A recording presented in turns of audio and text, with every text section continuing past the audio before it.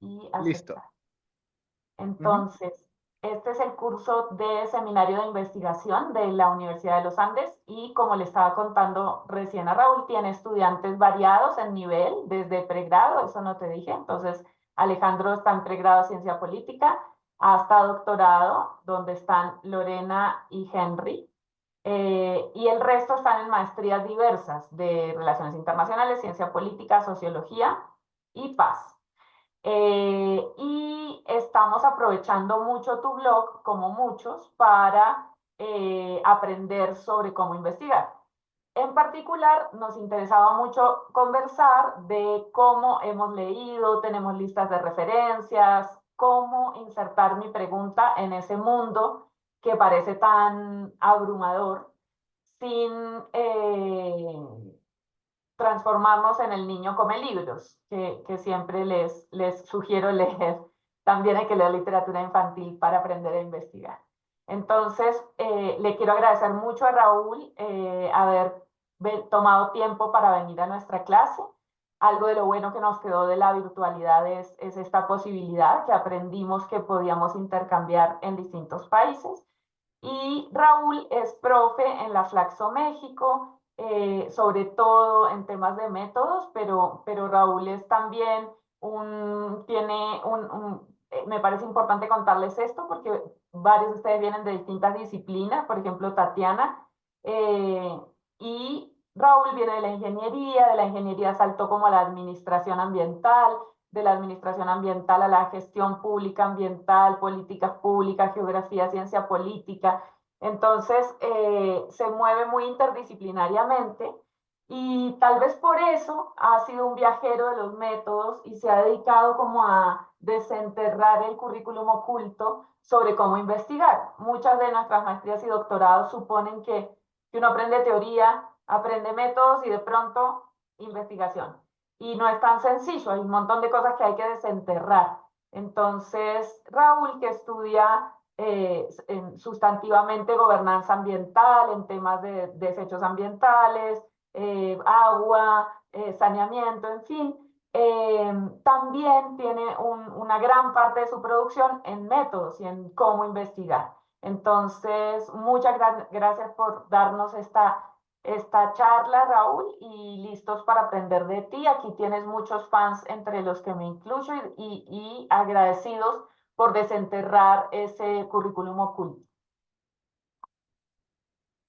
Muchas gracias, Majo. Gracias a todos y todas por acompañarme. Esta es la primera vez que doy esta charla y por eso me interesaba grabarla, porque me interesaría sobre todo ver si les es de utilidad a otras personas que tengan, digamos, este mismo tipo de preguntas. En el chat voy a estar poniendo algunos recursos míos.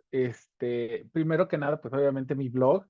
Eh, el blog que escribo lo escribo en inglés precisamente porque es la lengua franca, pero también en Twitter, en X, anteriormente Twitter, también publico hilos que les voy a proporcionar en unos minutos. Y en otras ocasiones que he dado charlas en Uniandes, las he dado sobre el diseño de la pregunta de investigación. Y entonces verán que algunas de las cosas que voy a hablar están relacionadas con cómo diseñamos una pregunta de investigación, porque todo está ligado, ¿no? Cómo pensamos en el argumento de nuestra investigación, todo está conectado y entonces es importante que esto no lo olvidemos. Entonces les voy a compartir pantalla. Majo, te hice co-host, nada más en caso de, digamos, por cualquier cosa que pudiera pasar de repente la conexión si se desconecta, para que no se caiga toda la charla, sino que nada más tenga yo que reintegrarme. Eh, entonces, como Majo decía, yo soy interdisciplinario, tengo una licenciatura en ingeniería química, eh, tengo una maestría en economía del cambio tecnológico y en University of Manchester y tengo un doctorado en ciencia política y geografía humana, pero trabajo en política pública y política, digamos, política pública comparada y administración pública comparada.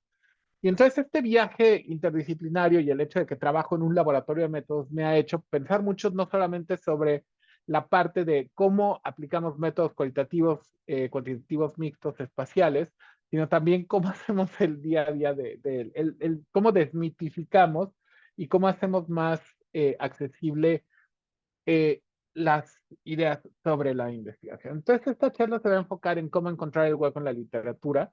Yo espero tardarme aproximadamente 50 minutos en esto para dar tiempo de preguntas y respuestas.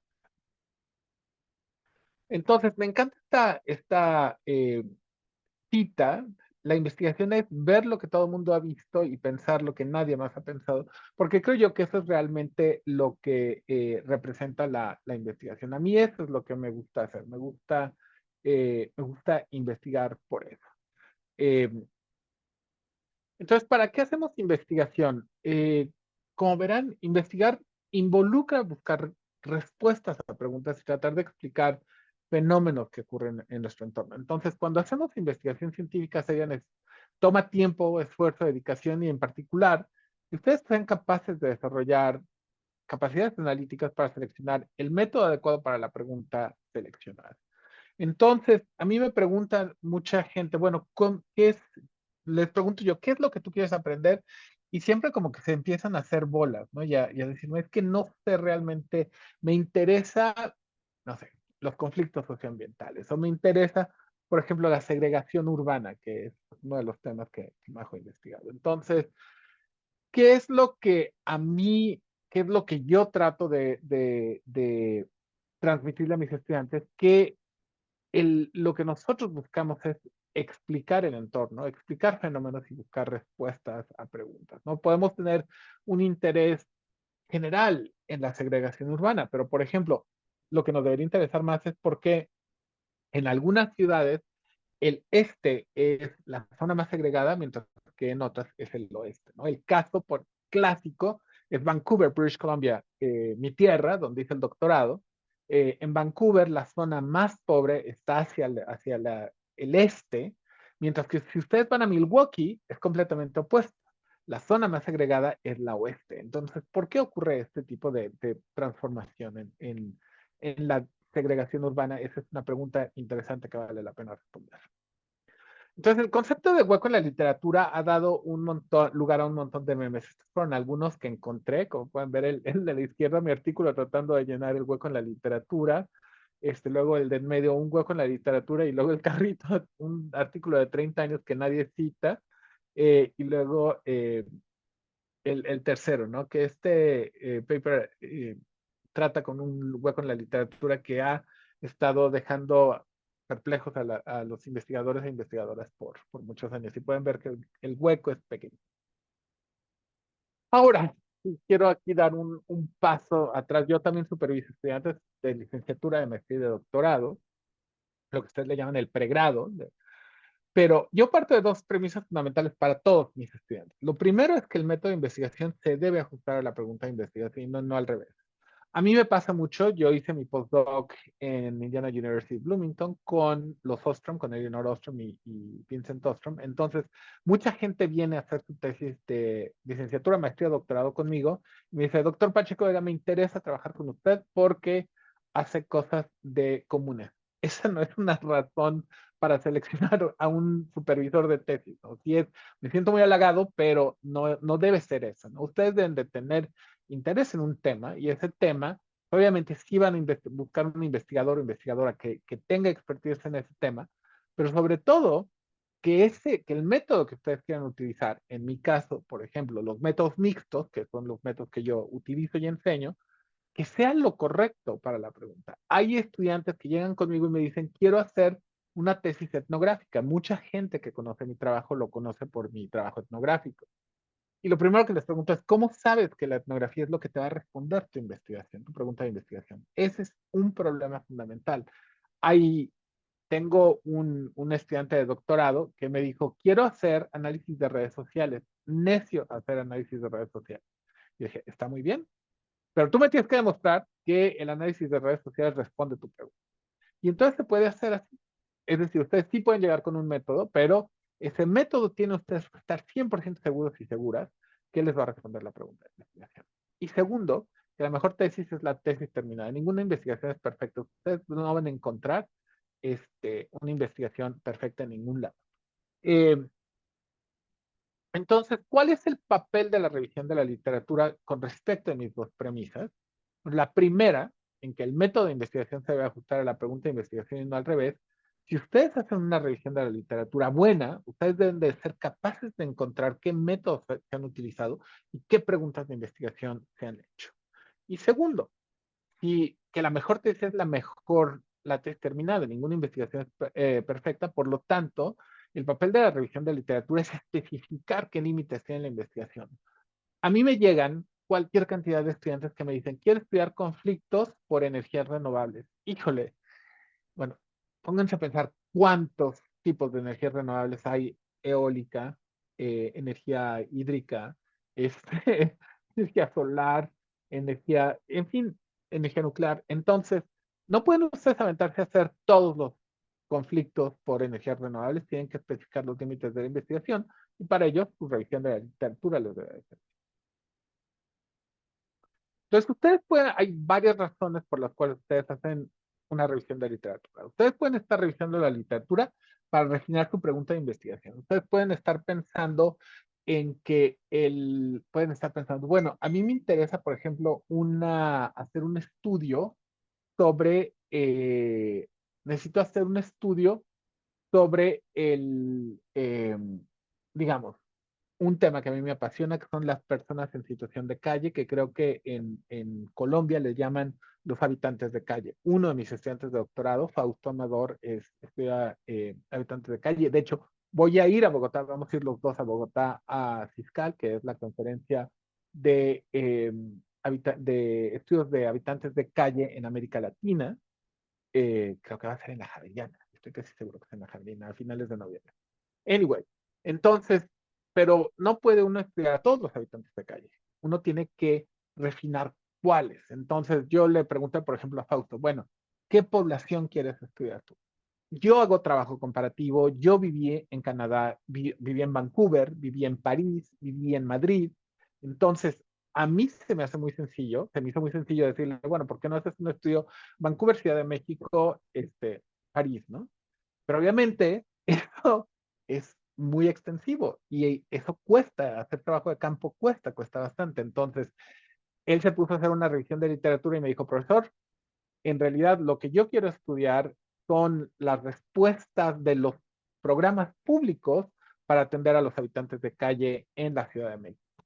Y esto se relaciona con preguntas más amplias sobre provisión de servicios, que es un área de investigación en la administración pública, sobre implementación de políticas públicas, que es un área de investigación de las ciencias de las políticas. Y entonces él refinó su pregunta de investigación viendo la literatura y encontrando que no había discusiones sobre que evaluaran, por ejemplo, o investigaciones que evaluaran la implementación de comedores comunitarios en la Ciudad de México. Entonces, ustedes pueden revisar la literatura para eso, para refinar su pregunta de investigación, para encontrarle para hacer una pregunta buena. Y eso se relaciona con el segundo punto, que es revisar la literatura para enmarcar y delimitar los trabajos. Esto es importante. Refinar la pregunta de investigación implica también que ustedes demuestren qué límites tiene su investigación, qué se estudian y qué no estudian. Ustedes pueden estudiar, por ejemplo, en relaciones internacionales, un tema que me encanta, son burócratas en, en los secretariados internacionales. Yo estudio política ambiental internacional en América del Norte y siempre me ha fascinado y he estudiado a la Comisión para la Cooperación Ambiental de América del Norte. Entonces, me interesa cómo los burócratas que participan en la CCA, digamos, ejecutan o implementan política en todo el subcontinente de Norteamérica. Ahora, eso limita mi investigación a solamente estudiar el área geográfica de América del Norte, Canadá, Estados Unidos y México, y solamente a la Comisión para la Cooperación Ambiental de América del Norte. Es decir, yo reviso la literatura y hago límites de esto sí lo estudio, esto no lo estudio, esto me parece importante, pero se lo estudia otra persona. Una tercera opción, que tal vez están revisando la literatura para situar una discusión específica de algún tema en particular. Entonces, ustedes pueden ir de lo más general a lo más específico. Ustedes pueden empezar, por ejemplo, si están en ciencia política y hacen estudios electorales, pueden decir, bueno, me interesa entender cómo o explicar cómo se votó, por ejemplo, por Petro y no se votó por otro, no sé, por un candidato de izquierda, de derecha, etc. Entonces, ustedes pueden ir de lo más general, cuál es el comportamiento del votante mediano, a algo más particular, el comportamiento del votante promedio bogotano, votante promedio en Medellín, en Cali, etc. Cualquiera que sea el propósito de su revisión de literatura, siempre hay que leer y leer mucho, pero con cuidado, no hay que perderse. Es importante no perderse, solamente, no tener que decir, híjole, solamente me falta escribir, leer 45 artículos más, ¿no? Entonces, no les voy a platicar algunas estrategias que yo sigo para no perderme en la madriguera del conejito de la literatura, ¿no? Del rabbit hole. Entonces, hay tres mensajes clave que yo quisiera darles sobre revisión de literatura. Y estos son los que presento en la pantalla en este momento. Primero, que la revisión de la literatura es un proceso iterativo que se debe llevar de la mano con la construcción de la pregunta de investigación y del acertijo de explorar. Es decir, ustedes van a tener que estar revisando literatura hasta el último día que presenten y defiendan tesis. Eso es un hecho. Número dos, que debemos tomar en cuenta el objetivo de nuestra revisión en todo momento. Entonces, si lo que quieren ustedes hacer es limitar su investigación, eso tiene que estar siempre en su cabecita cuando estén revisando la literatura. Y dependiendo del objetivo, que es configurar la pregunta de investigación, encontrar el hueco o formular un estado de la cuestión, nos podemos enfocar más o menos en expandir nuestra búsqueda o en nuestra charla. Ahora, es importante que recordar que hay diferentes productos para distintos niveles y por eso me da gusto que haya en esta charla participantes de licenciatura, maestría y de doctorado o de pregrado. No todas las investigaciones tienen que tener una investigación original en el sentido de a nadie en el mundo mundial se le había ocurrido esta idea. Pero lo que sí es importante es eh, que una tesis doctoral sí debe de tener una contribución que sea novedosa, que pueda ser relevante y que deba ser original. Esto es fundamental. Que los lentes que ustedes le apliquen sean interesantes. Por ejemplo, un lente que a mí se me hace muy difícil de aplicar es el lente de los estudios de la ciencia y tecnología, lo que se le llaman los Social Studies of Science o Science and Technology Studies. Sobre todo desde la perspectiva laturiana, la perspectiva lacaniana, en la que se le asigna agencia a los objetos inanimados. A mí se me hace dificilísimo estudiar fenómenos utilizando ese marco teórico, pero hay muchos de mis estudiantes que les encanta. Y entonces, ellos pueden contribuir a la discusión porque mucha gente estudiamos, por ejemplo, personas en situación de calle desde la perspectiva de Bourdieu, de biopolítica, pero yo no he visto que nadie lo haya hecho desde la perspectiva de Latour, ¿no? De decir, bueno, no solamente las personas en situación de calle, los habitantes de calle tienen agencias, sino también las calles en sí mismas, ¿no? Las calles pueden ser objetos políticos. Entonces, déjenme ver nada más. Sí, perfecto. Entonces, sí es esta la siguiente. Bien. Entonces, ¿qué es un doctorado? ¿En qué consiste una investigación doctoral? No se preocupen, me enfoco en esta diapositiva en doctorado, pero tengo una diapositiva específica para los tres niveles, un poquito más adelante. En mi opinión, una investigación doctoral debe ser original, eh, ser novedosa y constituir una contribución a la literatura científica, ya sea de forma teórica, empírica o amplia.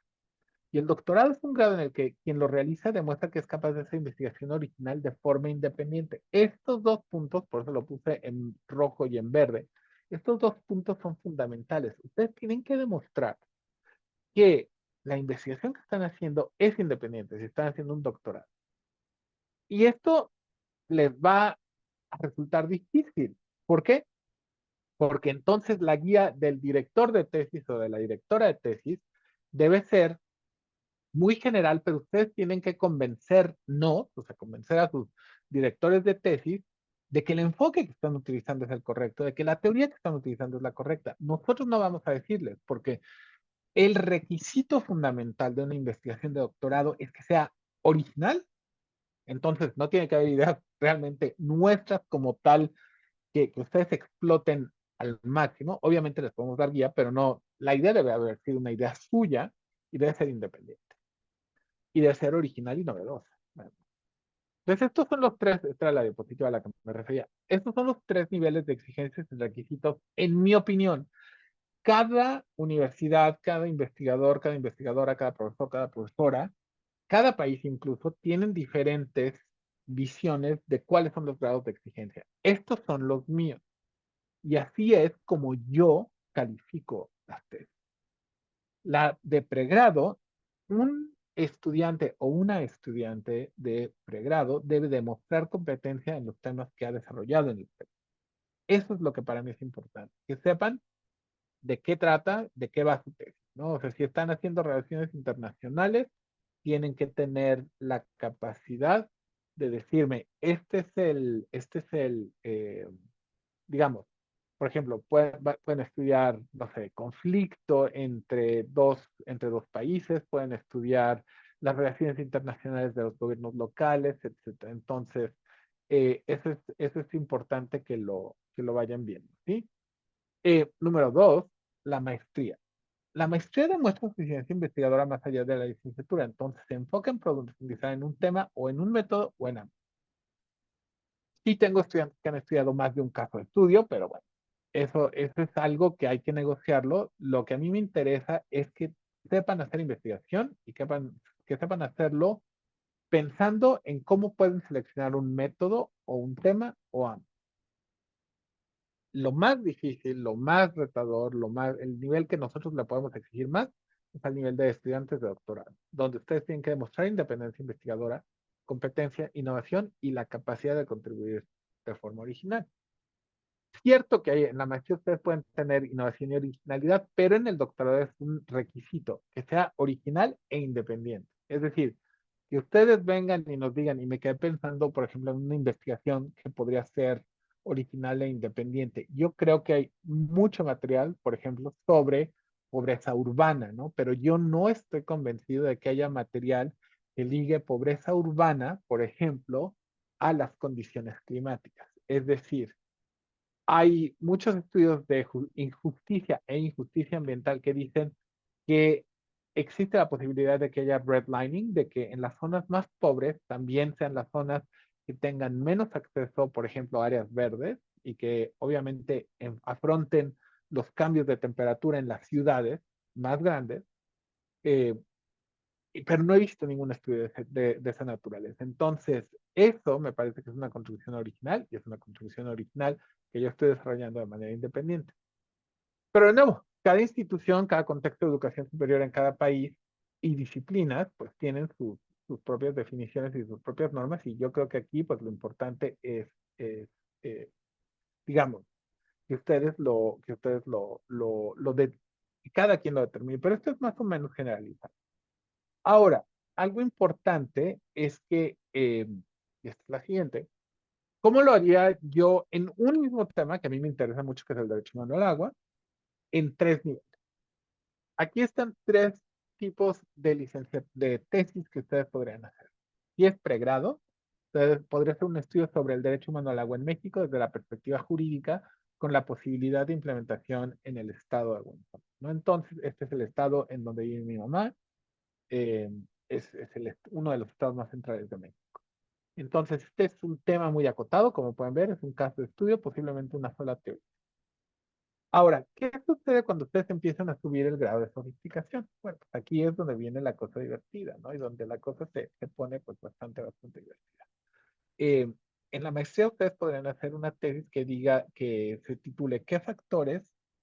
O que trate de responder la pregunta de qué factores explican la buena implementación del derecho humano al agua perdón, este es, y al saneamiento en México. Entonces, son dos casos de estudio comparados, los casos de Querétaro y de Michoacán. Es un tema acotado con dos casos de estudio, una tesis que busca explicar un fenómeno con métodos sofisticados, ¿no? Como el resto de procesos. Si se fijan, ahí ya es más complicado que solamente hacer un experimento de pensamiento sobre derecho humano en el estado de Guanajuato, en México. De doctorado, a mí me gusta sobre todo, yo hice una tesis de libro, tipo como la que creo que hizo Majo, que luego se convierte obviamente en libro, es lo que estoy haciendo yo para mi tesis. Mi tesis yo la hice hace muchos años, pero nunca la saqué como libro. Ahora estoy haciendo, hice trabajo de campo adicional y estoy sacando mi tesis de doctorado como libro y la verdad es que está quedando muy bonita. Entonces, yo desde que egresé decidí que mis estudiantes iban a hacer el modelo de 3 papers, de 3 artículos. Entonces, una tesis de doctorado de 3 ensayos sobre derecho humano al agua en México, pues tendría que tener 3 casos de estudio diferentes, con contribuciones originales, con métodos innovadores, con nuevos datos. Entonces, conforme crece el grado de sofisticación de la pregunta y del tema, también crece el grado de complejidad en el método. ¿Cómo empezar con la revisión de la literatura para la tesis? Lo primero que les digo a mis estudiantes es que empiecen a leer mucho y ampliamente sobre los temas que nos interesan. Ahora, los temas de investigación sobran. El asunto es que les tiene que interesar a ustedes. Y es que pasa que siempre termina uno tan cansado que termina odiándolo. Por eso es importante buscar un tema que nos apasione. La pasión por el tema será lo que les sostenga en los momentos de flaqueza. Conforme vamos leyendo, tenemos que ir reflexionando. Y yo les doy siempre a mis estudiantes estas 4 preguntas para que reflexionen siempre. Se las regalo en una tarjetita para que siempre las tengan a la mano.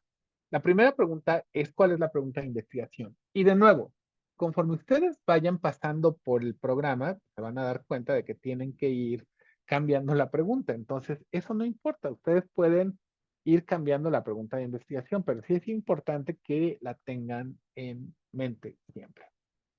Número 2, ¿qué es lo que quieren aprender, comprender, explicar, etcétera? Entonces, la 2 y la 3 son siempre muy, muy cercanas. Yo, por ejemplo, una de las cosas que a mí me interesa explicar es por qué en condiciones de eh, ideales para que exista protesta, para que estalle la protesta social por inseguridad hídrica, hay muchos casos en los que no pasa.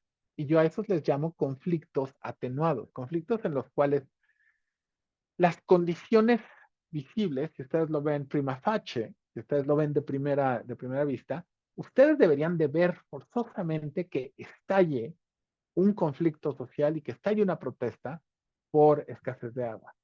La ciudad en donde yo vivía antes, Aguascalientes, en el centro del país también, tiene características muy especiales porque ha tenido gobernanza del suministro privado y siempre hay escasez a pesar de que un ente privado está suministrando el líquido.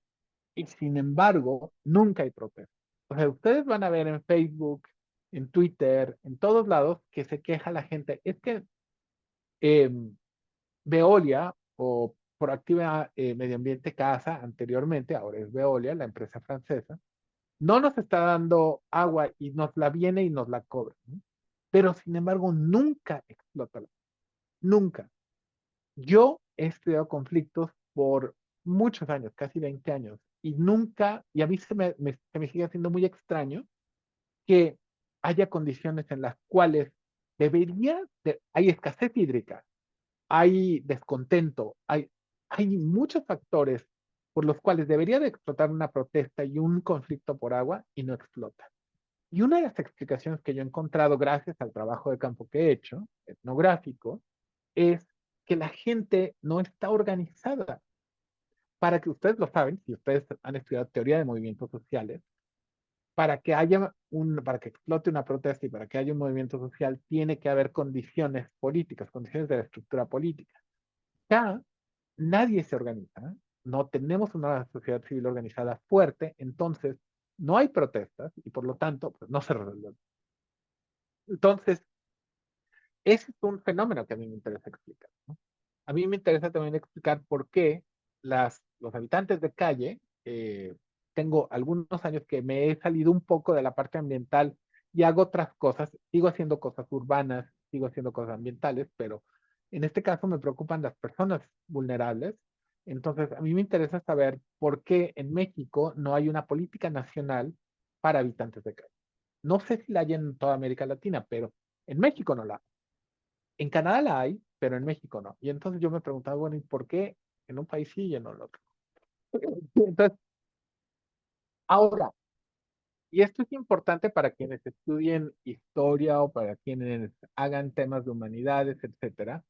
Hay situaciones en las cuales, eh, en las cuales siempre ustedes van a encontrarse que hay,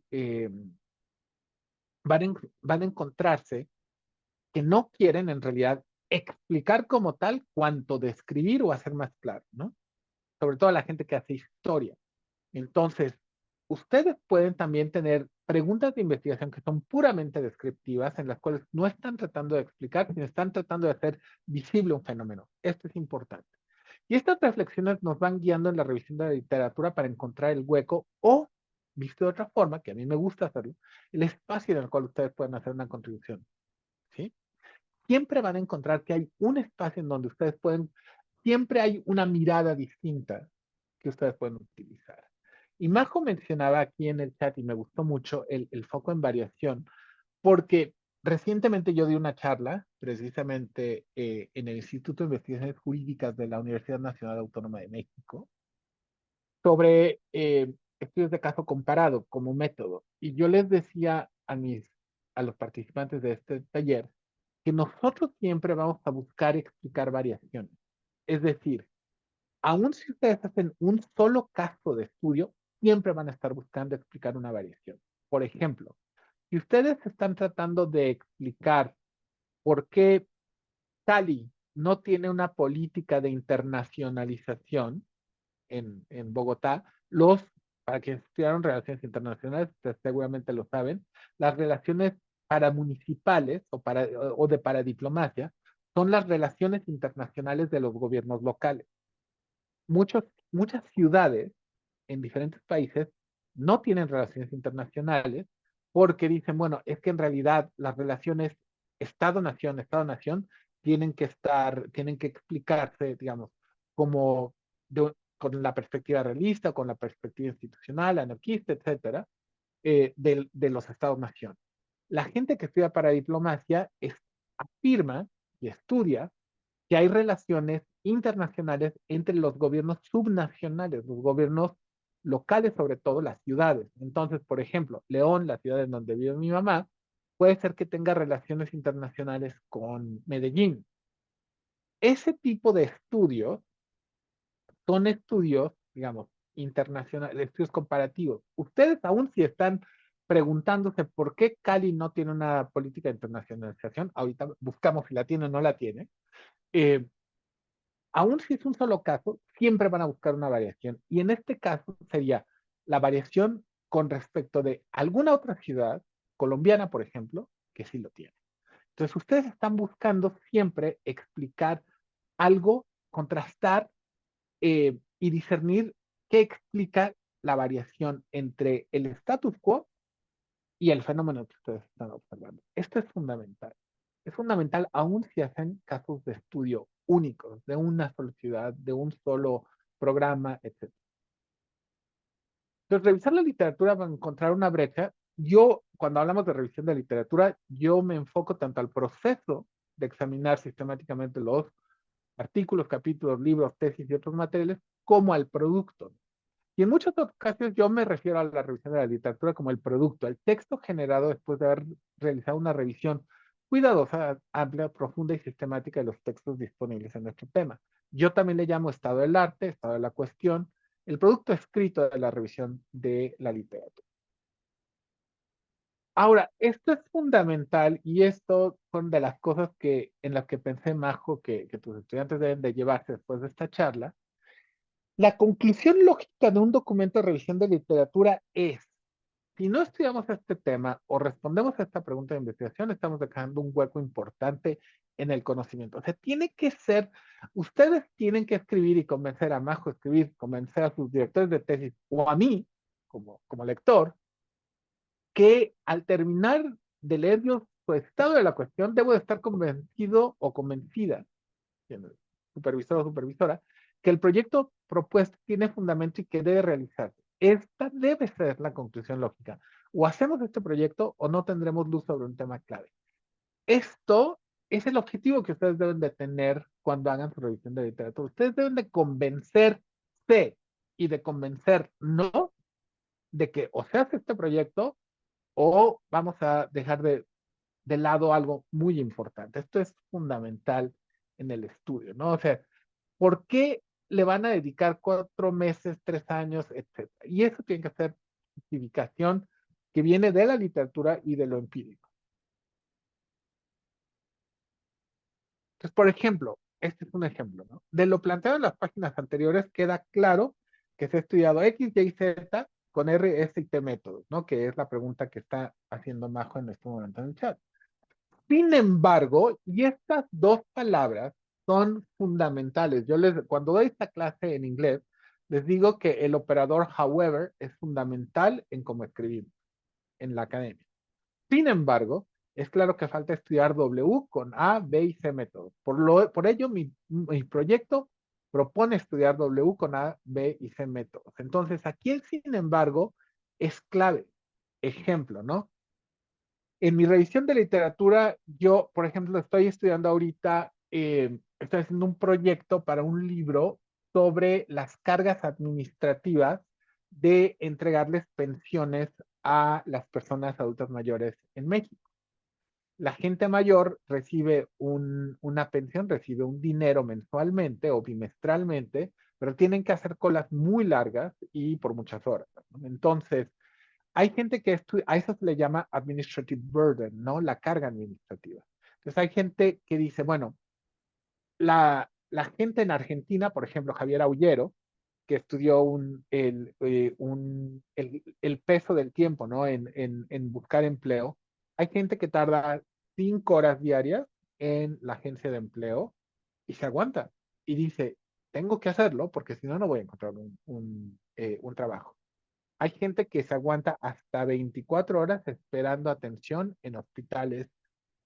Eso yo lo he visto en Canadá. En Canadá yo tuve una vez una crisis y me tardé 18 horas en que me admitieran al hospital.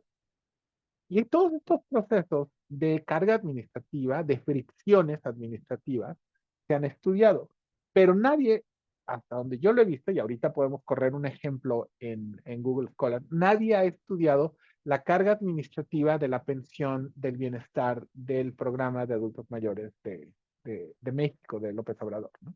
Entonces, por lo mismo, sin embargo, nadie ha estudiado este tema, por lo tanto, mi proyecto propone estudiar las cargas el programa de pensiones del bienestar en México, utilizando etnografía multisitiada, con el objetivo de comprender la carga administrativa que encaran estas personas que se pasan horas esperando a que les llegue la pensión. Entonces, sin embargo, es fundamental. Ahora, hay mucha gente, depende de cómo ustedes, creo yo que Majo y yo tenemos más o menos la misma formación metodológica, entonces eh, yo como tal no hablo de plantear un problema de investigación, pero es muy común en las clases de metodología hablar del problema de investigación. Entonces, para mí plantear el problema de investigación es un proceso reflexivo que se deriva de esta lectura, ¿no? A este proceso yo le llamo el proceso de buscar la pieza del rompecabezas o de rascarme la cabeza, ¿no? Entonces, si durante mi proceso de revisión de la literatura me encuentro algo que no cuadra, un tema que parece ausente en los debates, allí es precisamente donde puedo ver el hueco en la literatura o la brecha entre la literatura. Allí es donde ustedes pueden hacer una aportación. Esto es fundamental. Donde algo no cuadre, de nuevo, en protesta, en teoría de la protesta, en condiciones, toda la literatura que hay, digamos, de Amber Woodridge para adelante, ¿no? Wendy Jepson, etcétera, todos los que han estudiado inseguridad hídrica urbana, todo el mundo sabe que en condiciones de alta inseguridad hídrica urbana la gente va a protestar y sin embargo en Aguascalientes no lo hace. Entonces, es algo que no cuadra. Y es por ello que es interesante. Entonces, un buen problema de investigación, son 4 características de un buen problema de investigación. Requiere estar correctamente acotado. Nada de que me van a ir a estudiar, no sé, urbanizaciones en Uruguay. No, eso no está acotado. Si ustedes me dicen que van a buscar el proceso de expansión urbana más allá de las Ramblas en Montevideo, eso está acotado. Debe ser relevante, debe de ser importante. O sea, no es nada más de que quieran ir a las Ramblas porque Montevideo está divino, que sí está divino.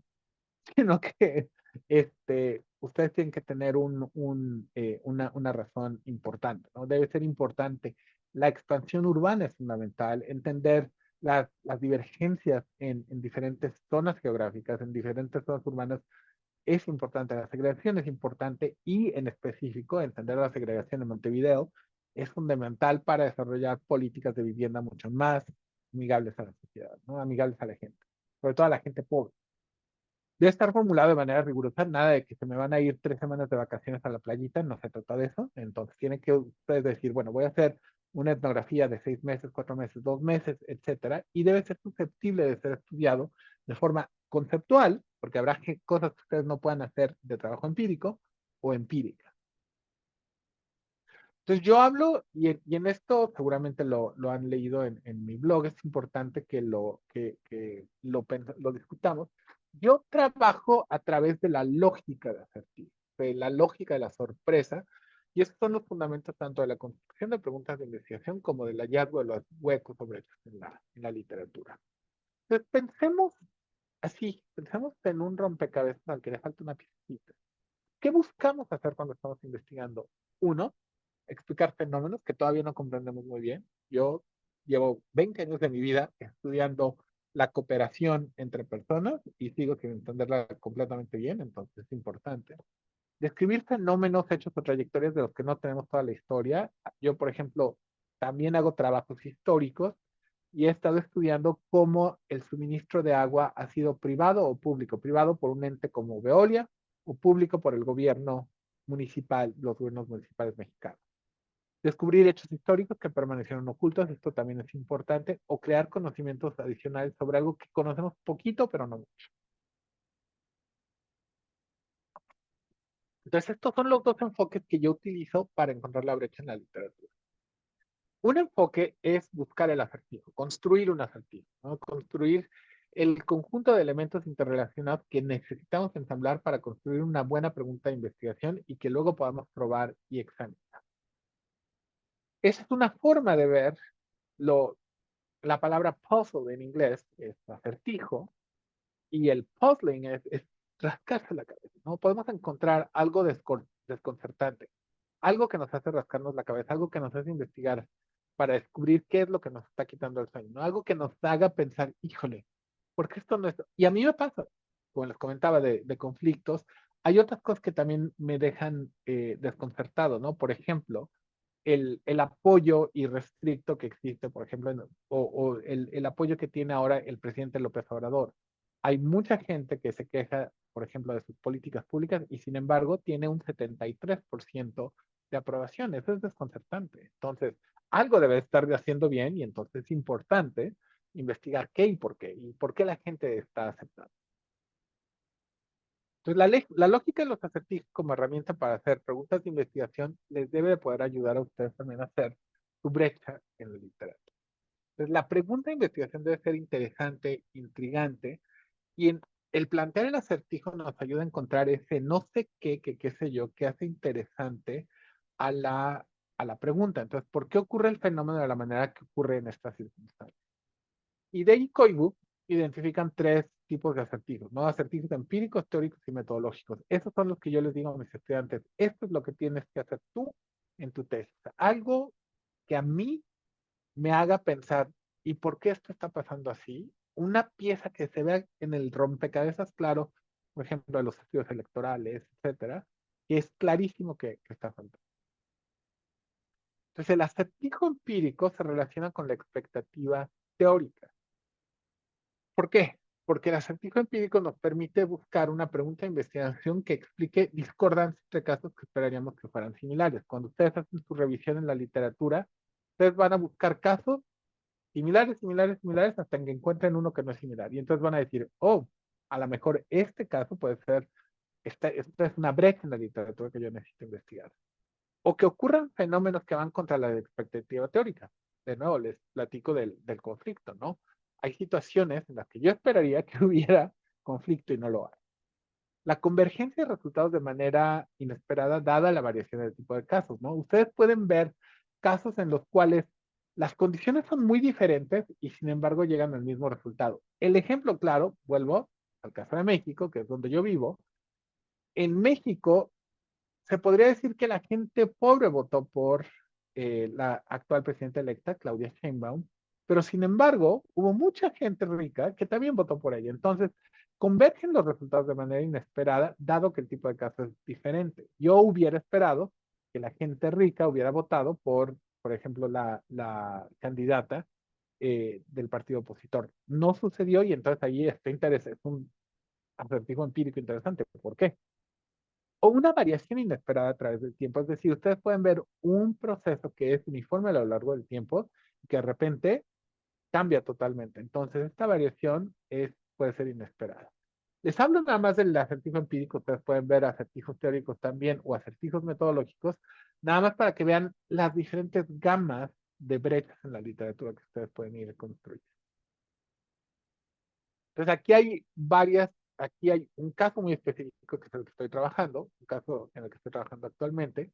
La mayor parte de la literatura sobre movimientos sociales de activismo ambiental en contra de plantas embotelladas viene de casos de estudios en América del Norte. Jaffe Newman, por ejemplo, que estudian plantas en Maine. Jaffe y Case, que estudian plantas en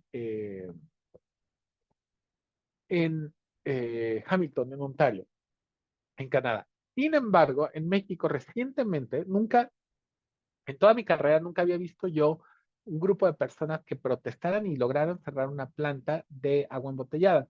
Para que ustedes lo sepan, sé que en Bogotá, porque he estado en Bogotá, he hecho trabajo de campo en Bogotá, eh, en Bogotá sé que se puede tomar el agua de la llave. En México no se puede tomar el agua de la llave. Mucha gente no tiene miedo de tomar agua de la llave. Y entonces el dominio del agua en México es del agua embotellada. Y entonces es raro que ustedes vean una protesta en contra de embotelladoras de agua porque todos sabemos que se necesitan para para hidratarnos en México. Sin embargo, en Puebla, este año pasado, en el 2023, hubo una protesta que logró cerrar la planta de Bonafont en México. Esto es muy inesperado. Generalmente las protestas que ustedes ven en México por privatización de agua es porque el organismo operador de agua, el organismo que suministra el agua en la ciudad, es privado porque se privatiza, no por plantas embotelladoras. Entonces, mi pregunta de investigación basada en este acertijo empírico, como pueden ver, el patrón se rompe de la expectativa teórica. ¿Qué factores explican el surgimiento y éxito de las protestas en contra de Bonafont?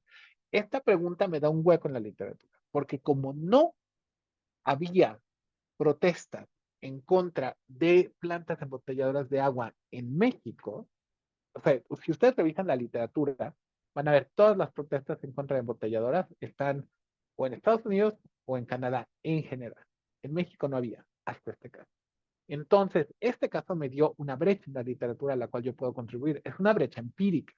Es una brecha empírica porque no había ocurrido este caso en México. Va en contra de la expectativa teórica. ¿Sí?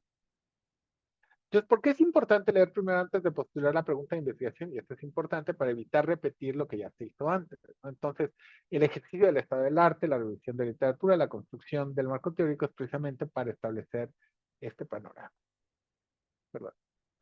Una buena revisión de la literatura es prerequisito para encontrar la brecha. Entonces, para encontrar el hueco en la literatura necesitamos haber hecho una revisión exhaustiva, profunda, amplia y sistemática. Entonces, no puede usted saber dónde su investigación aporta si no conocen el panorama de lo haya publicado. Y para ello hay que leer muchísimo, con amplitud.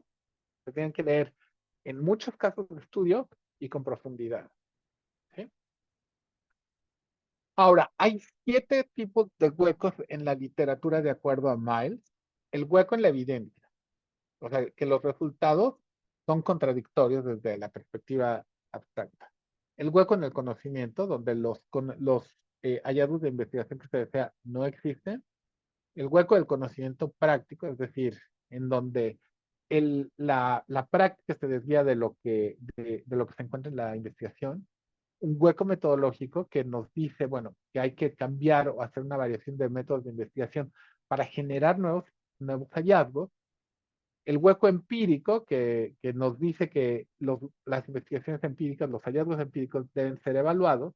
El hueco teórico, donde la teoría se aplica solamente a ciertos hallazgos, pero que falta teoría que explique otros, y el hueco en la población, ¿no? Que la investigación con respecto a la población no está suficientemente representado. De nuevo, en el caso, en el tema de habitantes de calle, a mí me parece que está subinvestigado incluso en Bogotá, incluso en Colombia. Entonces, digamos, yo no sé si se han hecho muchos estudios, por ejemplo, no sé, en Medellín o en Cali, incluso en ciudades más pequeñas en Colombia. Entonces, ¿de dónde obtenemos la guía para esta revisión de la literatura? Pues en parte, el papel de quienes supervisamos tesis no es nada más, no radica nada más en leer la tesis, sino también en guiar la dirección de la misma. Por lo mismo, yo trato de facilitarles el proceso de búsqueda de citas a mis estudiantes. A mí no me interesa que mis estudiantes den de tumbos, ¿no? O sea, yo siempre les digo, mira, puedes leer X, Y, Z autores, gente, por ejemplo, que estudia segregación urbana, pues les digo, ve y lee a Majo Álvarez Ibarduya y vienes y me dices qué opinas, ¿no? Qué artículos, libros, etcétera, pueden hacer para empezar. Ojo, yo no les hago la búsqueda bibliográfica, pero sí les digo, mira, si quieres hacer process tracing, ve a leer a Andrew Bennett, ve a leer a Tasha Fairfield, etcétera. Entonces, yo trato de guiar a mis estudiantes. eh, en ocasiones, yo no tengo la guía, pero pues tengo amigos y amigas que les pueden dar esa guía a mis estudiantes. Entonces, eso es fundamental. Otras fuentes para utilizar en su proceso de revisión en la literatura, uno, las revisiones sistemáticas, los ensayos de revisión bibliográfica, y esos los van a encontrar en Google Scholar, ¿no? Como a review of the literature, ¿no? Una revisión de la literatura de X tema, y se los van a encontrar. Acaban de publicar hace menos de 6 horas un special issue sobre burócratas a nivel de calle en la revista de investigación en ciencia política italiana, ¿no? Entonces, es ustedes pueden leerse todos los artículos de ese special issue y van a darse un panorama, ¿no? Las secciones de limitaciones y trabajo futuro de artículos y libros también son importantes. Entonces creo yo que les pueden servir. Ahora, es importante el papel del extrañamiento en la revisión de la literatura. Es decir, Howard Becker llama a este proceso de salir de nuestra zona de confort el extrañamiento del libro Los tipos del oficio, el extrañar el tema. Entonces, Becker nos pide que nos removamos del objeto de estudio y que nos hagamos extraños, que nos alejemos de la comodidad de aprender, de conocer un tema a profundidad y expandamos nuestra investigación para buscar otras aristas de análisis que puedan surgir. A mis estudiantes les pasa que los pongo a hacer revisiones de literatura y me dicen, es que yo quería estudiar, no sé, este, protestas contra los derechos sexuales y reproductivos y sin embargo me extrañé y ahora ya no quiero hacer eso, no quiero hacer otro tema. Eso es parte del proceso del extrañamiento. También hay debates sobre si se debe de buscar el hueco en la literatura. Hay debates bastante serios sobre si se debe de buscar. En estos, la discusión se centra sobre el carácter confrontativo del proceso de buscar un hueco en la literatura, como si la totalidad de la comunidad académica no hubiera podido encontrar lo que estamos investigando. Yo creo que es valioso usar el modelo de la brecha en la literatura, pero visto como una aportación. Es decir, a mí no me gusta que mis estudiantes digan, eh, el resto de la gente que ha estudiado este tema son estúpidos y no entienden el tema y no conocen y no saben. Yo soy el único que sé y esto es lo que estoy desarrollando. A mí no me gusta hacer eso. Yo utilizo el principio de construir encima de. Entonces yo les digo a mis estudiantes, cuando hagan su revisión de literatura, yo quiero que ustedes digan, yo construyo sobre lo que ha realizado X, Y y Z personas sobre el tema. Esa es mi aportación, ¿no? Yo estoy, como decía Isaac Newton, ¿no? Yo me levanto o me paro encima de los hombros de gigantes. Entonces, creo yo que esa es la forma en la que debemos buscar un hueco en la literatura. Es decir, encontrar ese espacio en donde nosotros podemos aportar a la conversación. Ahora, y aquí está la parte más práctica, ¿no? Creo, todo lo que les he dado es sobre hueco en la brecha de la literatura, pero aquí van algunas estrategias más prácticas. Uno, obviamente hay que leer mucho y de forma sistemática, hay que tomar apuntes y notas de lo que vamos leyendo. Yo les enseño a mis estudiantes 3 estrategias para sistematizar. Primero, el Excel DOM, la matriz de literatura revisada, ese método lo desarrollé hace algunos años. Es un método con Excel que ustedes, digamos, lo pueden leer en mi blog. eh, y ese método, aquí está, ese método lo que hace es que les pide vaciar todo lo que están haciendo, todo lo que están leyendo en un Excel. Ahorita les enseño cómo funciona. La matriz de descomposición de Abstract también les puede servir. Es otro método también basado en Excel. eh, y el Abstract Decomposition. Ese método es un método más reciente que desarrollé el año pasado para ver cómo pueden ustedes ir contribuyendo a la literatura descomponiendo abstract. Cada artículo que lean, leen el abstract y lo van descomponiendo. Y ahorita les enseño el método. Y el tercero, ese no lo he escrito en mi blog, seguramente lo debería de escribir, pero lo he escrito en X, que es el método del árbol la técnica del árbol de temas y del método del embudo. Ahorita se los encuentro para ponérselos en el chat. Y entonces obviamente hay que buscar lo que falta. ¿Sí? Déjenme se los enseño de forma práctica. Aquí se ve un Excel dump.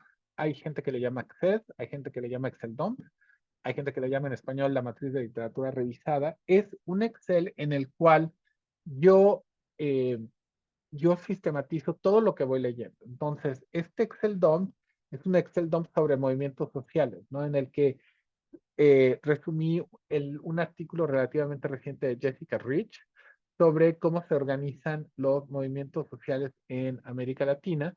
En este caso, ella analiza el movimiento de activismo sobre el VIH-Sida en Brasil de 2006 a 2016, y ella encuentra que hay un nuevo tipo de movimiento social, la coalición federativa, ¿no?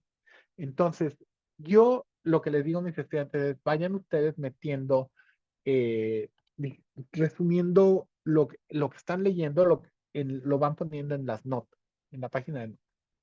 Ahora, la columna de referencia cruzada se refiere a qué otros artículos o qué otras lecturas yo he hecho que dialogan con este tipo de trabajo. Entonces, por ejemplo, mi propio trabajo sobre influencia de ONGs ambientalistas, con Amanda Murdy, con el trabajo de Betsy Corel, de Kathy Hostetler, de Vimy Keck, el trabajo de Jordi Díez, todos esos son trabajos sobre activismo que yo puedo poner en diálogo con el artículo de Jessica Rich. Y luego busco citas textuales. Si ustedes se fijan, pongo la columna de la cita y la página. Esto es importante para evitar el plagio. Ustedes saben que si cometen plagio, los pueden expulsar del programa. En Flaxo nosotros expulsamos estudiantes si cometen plagio. Entonces, en este caso, yo lo que hago es que en esta columna pongo algunas citas importantes textuales que se me hacen interesantes. Ese es uno de los métodos que utilizo. Otro método que utilizo para sistematizar toda mi revisión de literatura es utilizar la matriz de composición de resúmenes, la Abstract Decomposition Matrix, que también se los puse en el chat. En esta yo utilizo una matriz más pequeña y esta matriz tiene 5 columnas, que son, la primera es la revisión de literatura, o sea, lo que sabemos. La segunda es la pregunta de investigación, lo que estamos buscando explicar. La tercera, los métodos y la teoría, cómo investigamos la pregunta. La cuarta es los resultados y análisis, qué obtenemos y qué encontramos. Y la 5 es la discusión y la conclusión, que son las implicaciones.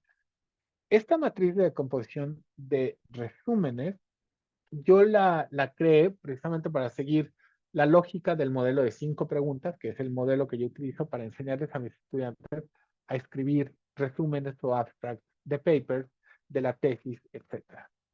Entonces, ¿qué es lo que hacen ustedes con la matriz de composición de resúmenes? Ustedes leen un artículo y ven si cada componente de los 5 que presento aquí lo van vaciando en su matriz. Ustedes lo que van a ir viendo, una vez que tengan visualmente toda la matriz, se van a dar cuenta de que hay huecos que no se han explorado, ¿no? Por ejemplo, este es un ejemplo de ADM. Ahorita les presento un ejemplo de Excel dump lleno diferente al de Jessica Rich. En este es un artículo sobre consumidores pobres y cómo pagan por energía y agua. Entonces, ¿qué es lo que sabemos? Sabemos que los hogares de bajo ingreso gastan mucho en energía, electricidad y agua. Entonces, la dificultad de que estos consumidores absorban incrementos de precio es un argumento contra la tarifa, contra la reforma tarifaria o la reforma de impuestos. Ahora, sin embargo, por eso les digo, el operador, sin embargo, siempre es muy importante. Sin embargo, eh, no hay información detallada cuantitativa sobre qué tan accesibles son los ajustes de tarifa para consumidores pobres. Entonces, lo que hicieron Fankhauser y Tepic fue que en ese artículo analizaron la asequibilidad de electricidad, calentamiento en la casa y agua para consumidores en Países Bajos. Entonces, lo que ellos encuentran es que este es un problema en particular para todos los países, ¿no? Entonces, eh, no es posible, es importante, como pueden ver en la parte 5, que es la discusión, el artículo encuentra que el retrasar reforma tarifaria por unos años les permite, hace poca diferencia en las restricciones de accesibilidad y por lo tanto no puede que no sea una forma efectiva de mitigar el impacto social. Esta es una forma de interpretar sus resultados. Yo podría interpretarlo de otra manera, que es que debe de haber reforma tarifaria para apoyar a los pobres, ¿no? Pero eso depende de cómo interpreten. Aquí es cómo interpretan los autores sus hallazgos. Ustedes, en cómo lo analizan, tienen que analizar, tienen que pensar cómo se puede interpretar. Otra estrategia que yo utilizo y que les enseño a mis estudiantes es hacer árboles temáticos y el método del embudo, ¿no? Entonces, supongamos que yo lo que quiero hacer es un estudio de conflicto, ¿no? Entonces, ustedes van a ir viendo que yo voy creando un árbol de proyecto, un árbol de métodos, un árbol temático para ver qué literatura yo tengo que examinar. Si yo quiero estudiar conflictos, por ejemplo, por proyectos eólicos en el sur de México, primero tengo que ver en la literatura sobre conflictos los diferentes tipos de conflictos. Hay conflictos por megaproyectos, hay conflictos por contaminación. Esta clasificación yo la voy a ir creando una vez que vaya yo leyendo más artículos sobre conflictos.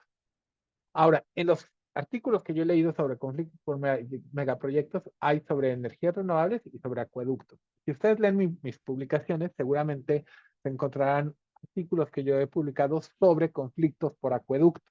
Eso ya lo hice. Pero no he hecho nada sobre energía renovable. Al día de hoy no he publicado nada sobre conflictos por energía renovable. Ahora, yo sé que hay 4 tipos de energías renovables comunes, ¿no? Termoeléctricas, solar, eólicos y nucleares. Entonces yo lo que me voy a hacer es ponerme a leer literatura sobre todo este tipo de energías renovables, tanto en otros países como en México. Y en México me voy a concentrar en 3 áreas, ¿no? En el norte, centro y sur del país. Entonces, así, si ustedes se fijan en mi árbol temático, yo tengo que leer literatura que es muy amplia sobre conflictos y luego literatura muy específica sobre conflictos eólicos en el sur del país. Yo voy a encontrar el hueco en la literatura una vez que haya pasado por toda esta literatura. Por eso es importante leer ampliamente. Ahora, no tienen que leer los 8 millones de artículos que son importantes. Ustedes van a ir viendo, a eso yo le llamo saturación conceptual. Es un concepto muy socorrido en la literatura sobre métodos cualitativos. Yo lo aplico al estudio digamos, a la revisión de la literatura. Cuando ustedes vean que empiezan a repetirse autores, que empiezan a repetirse temas, etcétera, o que se cita el mismo artículo frecuentemente, ustedes están empezando a lograr la estructuración conceptual. Entonces, ahí es donde ustedes pueden trabajar, pueden encontrar su hueco. Listo, desde el método del embudo, aquí está el método del embudo, ¿no? Entonces, yo tengo mi tema amplio, que es conflictos. Luego, cuando escriba yo mi revisión de la literatura, yo le escribo así en la estrategia del embudo. Escribo primero sobre conflictos, luego sobre conflictos socioambientales, luego sobre conflictos por megaproyectos, luego conflictos por megaproyectos de proyectos eólicos, luego conflictos por megaproyectos eólicos en el sur de México. Si ustedes se fijan, el embudo sigue la misma dinámica de árbol temático. De izquierda a derecha, ustedes van de lo más general a lo más particular. Acá, de arriba hacia abajo, van de lo más general a lo más particular. Este es un caso específico de conflictos socioambientales en México, pero podemos hacer un ejercicio si nos da tiempo, porque sé que me estoy pasando un poquito de tiempo. Si les da tiempo, podemos hacer un ejercicio en clase que lo aplique. Ahora, yo les enseño a mis estudiantes el modelo de las 5 preguntas porque creo yo que les ayuda a escribir abstracts, les ayuda a escribir resúmenes de ponencias, resúmenes de sus capítulos o la tesis completa. Entonces yo mi modelo se basa en 5 preguntas. La primera es, ¿qué sabemos sobre el tema? Y nosotros para la respuesta vamos a hacer una revisión de la literatura. ¿Qué nos falta por saber o qué nos ha estudiado a profundidad? Es la pregunta de investigación. ¿Cómo lo pueden abordar teórica y empíricamente? Y esta es estrategia metodológica y el marco conceptual o teórico. ¿Qué esperarían resolver, aprender? Esos son los resultados esperados, si ustedes lo están proponiendo, o los resultados que ya encontraron. ¿Y qué relevancia tiene lo que estudiamos para la sociedad, el conocimiento de la literatura? Ese es el hueco en la literatura que ustedes identifican, ¿no? Ustedes me pueden decir, es que nadie ha estudiado habitantes de calle en los barrios pobres de Medellín. Entonces, pero ustedes tienen que demostrarlo, tienen que demostrar que ya está eso. Eh, Este es el modelo, visto también textualmente. Aquí está un ejemplo de aplicación del modelo de 5 preguntas que ustedes pueden, y ustedes lo pueden aplicar para ir pensando en su revisión de literatura. Si ustedes no encuentran un hueco en la literatura, o sea, cuando aplican el modelo, no encuentran esta literatura que a ustedes les falta, a la que ustedes contribuyen, hay que volver a hacer revisión de la literatura. Entonces yo les digo a mis estudiantes que su modelo de 5 preguntas siempre va a ser iterativo. Este es uno específico sobre transferencia de política pública, que es algo que también he trabajado mucho con Sergio Montero, un buen amigo tanto de Majo como mío. Eh, ¿Qué sabemos sobre el tema? Bueno, sabemos que los gobiernos federales tienden a transferir políticas de salud de países del norte a países del sur. Y entonces yo se los puedo demostrar eso con mi revisión de literatura. ¿Qué falta por saber? Sin embargo, el estudio de transferencia sur-sur no se ha analizado mucho empíricamente, esto es un hecho. Entonces, en este estudio, yo lo que estudio es la transferencia de políticas públicas de vacunación universal de Chile a México. Yo sé que ha habido otros académicos, como Mauricio Usach, que es colega mío en Flaxo, que han estudiado transferencia de políticas públicas de reformas administrativas de Chile a México. Nadie ha estudiado si se ha transferido o no la vacunación universal de Chile a México. Pues cuando yo analicé este proyecto, lo que encontré es que en realidad tanto Chile como México absorbieron sus políticas de Europa, ninguno de los dos se transfirió. Yo llegué con la perspectiva teórica o la perspectiva de que generalmente México tiende a aprender de Chile en algunas cosas. Entonces lo vi con el trabajo de Dutosh. Pero ya me di cuenta, haciendo este proyecto, que en realidad el origen es de Europa. Entonces, este proyecto yo logré encontrar un hueco en la literatura que contribuye a la literatura emergente sobre procesos de transferencia de política pública en América Latina y en Europa. Y aquí sí voy a hacer comentarios finales por si quieren que hagamos un ejercicio, etcétera. Independientemente del método que utilicen para encontrar su brecha en la literatura, recuerden que su interés, más que llenar el hueco como tal, debería ser uno, expandir nuestro conocimiento sobre un tema específico. Ustedes lo tienen, o sea, hay razón para que ustedes lo hagan. Dos, examinar un asunto desde un lente analítico, teoría o campo distinto al que tradicionalmente se ha utilizado. O tres, construir sobre lo que otros investigadores han construido. Entonces, eso es importante. Mis datos de contacto están allí, tanto mi Twitter o X, lo pueden hacer como X. Mi Facebook, tengo una página de Facebook, mi correo electrónico. Y esto es lo que traía por el día de hoy. Creo que nos quedan algunos minutos.